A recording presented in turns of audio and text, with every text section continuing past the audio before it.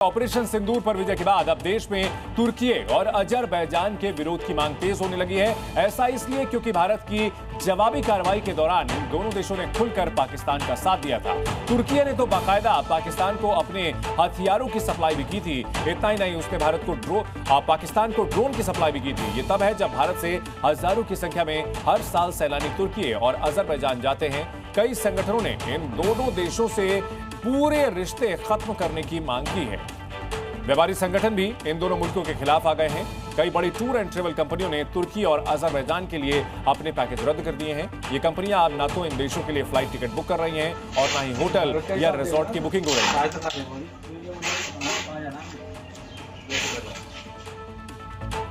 तो देखिए, तुर्की जिसने पाकिस्तान को सुसाइड ड्रोन्स दिए और अजरबैजान जिसने पाकिस्तान को पूर्ण समर्थन का ऐलान किया। भारत के खिलाफ हमले में तुर्की के ड्रोन्स का इस्तेमाल किए गए। भारत को आक्रामक देश कहा गया था अजरबैजान की ओर से। तो देखिए, अगर बात की जाए यहां पर तुर्की की और अजरबैजान की, तो यहां पर देखिए अजरबैजान जाने वालों की संख्या लगातार बढ़ती गई है। 2014 में 4,853 लोग गए थे, लेकिन यह संख्या बढ़ करके 2024 में 1,43,000 हो गई थी। और ऐसे में 2024 में कुल बिजनेस जो मिला था वो 2,000 करोड़ रुपए का था अजरबैजान को। भारत और अजरबैजान के संबंध अच्छे रहे हैं, लेकिन देखिए इसके बावजूद अजरबैजान पाकिस्तान का समर्थन करने से नहीं चूका और उसने धर्म के आधार पर पाकिस्तान का समर्थन किया। वहीं और भारत के खिलाफ, भारत को आक्रामक देश भी कहने की हिमाकत अजरबैजान ने की। इसके अलावा तुर्की की बात की जाए तो तुर्की ने तो बाकायदा ड्रोन्स दिए। उन ड्रोन्स का इस्तेमाल भारत को टारगेट करने के लिए किया गया। तो ऐसे में देखिए, अब सिंपल सी बात है कि जो देश आतंकी देश पाकिस्तान का खुलकर समर्थन कर रहे हैं, तो ऐसे में उनका विरोध भारत में किया जाए। और देखिए, तुर्की का जो सेब है और इस पूरे मामले को लेकर के भारत में लोग कैसे खफा हैं तुर्की और अजरबैजान से, आपको सुनाते हैं। मेरे साथ में उदयपुर मार्बल प्रोसेसर समिति के पदाधिकारी है, अध्यक्ष है कपिल सुराणा। कपिल जी, किस तरह का निर्णय जो है वो यहाँ के मार्बल उद्योगों ने लिया है? उदयपुर मार्बल प्रोसेसर समिति के सभी सदस्यों ने सर्वसम्मति से ये निर्णय लिया है कि जो टर्की से जो भी आयातित मार्बल भारत के अंदर आता है, उसके अंदर उदयपुर और उदयपुर के आसपास के एरिया में पूर्ण तरह से रोक लगा दी जाए। ये एक बहुत बड़ा निर्णय हो सकता है, क्योंकि टर्की से अगर आप देखें पूरे भारतवर्ष की बात करें तो लगभग 10 लाख टन माल सालाना भारत के अंदर आयात होता है। टर्की से इंपोर्ट होने वाला माल को बंद करने के फिराक में रहेंगे। और सालाना 2 साल में एक बार जयपुर में एग्जीबिशन होती है, वहाँ पे भी टर्की से काफ़ी एग्जीबिटर आते हैं। उनका भी हम चाहेंगे कि उनको नहीं बुलाया जाए यहाँ पे।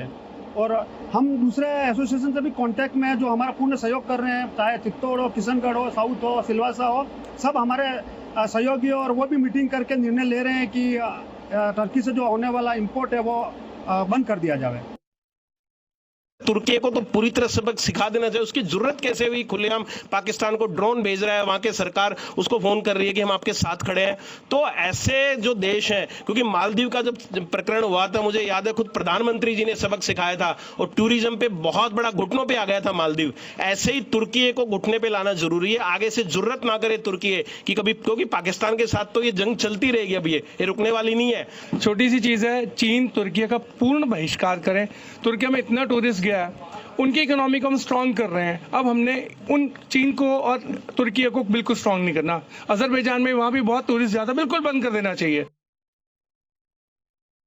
जब से भारत और पाकिस्तान का युद्ध चालू है, तब से टर्की एप्पल का 20% भी रिक्वायरमेंट बची नहीं है। अभी सब लोग बोल रहे हैं कि मेरे को टर्की एप्पल नहीं मिलता है अभी करके। जो रिटेल कस्टमर है, जो छोटा कस्टमर है, उसने वही मतलब वो लोगों को बोल रहा है कि मेरे को टर्की का एप्पल नहीं चाहिए। तो हमने सोचा यार ये रिटेल कस्टमर बैन कर रहा है, बायकॉट कर रहा है, तो अपन भी करेंगे। जो हमारे कस्टमर्स रहते थे उन्होंने अभी बायकॉट कर दिया, टर्की एप्पल को हमको खाना ही नहीं है। सो उसके वजह से सेलिंग को भी काफी फर्क पड़ा है। उन्होंने बोले अभी हमको इंडियन एप्पल लेना है आगे। तो काफी सारे सपोर्टर्स हमारे टूट गए। जैसे टर्की एप्पल को पाकिस्तान सपोर्ट कर रहा है टर्की को, तो इसीलिए हम लोग उसके लिए बायकॉट ही होना चाहिए टर्की एप्पल। वहीं तुर्की और अजरबैजान से रिश्तों को लेकर के एक्सपर्ट्स क्या कहते हैं, आइए आपको वो भी सुनवाते हैं। जो बड़ी कंपनियां हैं जिसमें Cox and Kings, SOTC, EaseMyTrip, इस तरह की कंपनियां ऑलरेडी पहले अनाउंस कर चुकी हैं कि हम टर्की और अजरबैजान को प्रमोट नहीं करेंगे और यदि कोई कैंसिलेशन करवाता है तो हम 100% रिफंड देंगे। इस स्थिति को देखते हुए काफ़ी पर्यटकों ने, लगभग 50% पर्यटकों ने अपनी बुकिंग रद्द करवा दी है। पूरी कंट्री आज के टाइम पे हमारे फौजियों के साथ में, हमारी पॉलिटिकल पार्टी के साथ में, हमारी रूलिंग गवर्नमेंट के साथ में, इंडिया के साथ में खड़ी है।